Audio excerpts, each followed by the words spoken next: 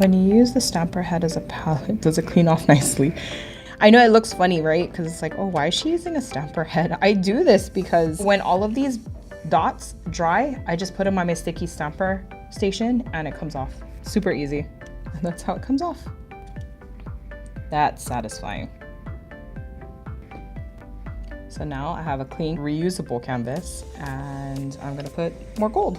I'm just putting my dollop there. And I'm going to color in like the colored rope with Heart of Gold before I clean up. There. All clean again. So if you guys have, it doesn't have to be this, you could use an extra monocle stamper if you really wanted to, but this I just happen to use because this is me just being lazy or having ingenuity.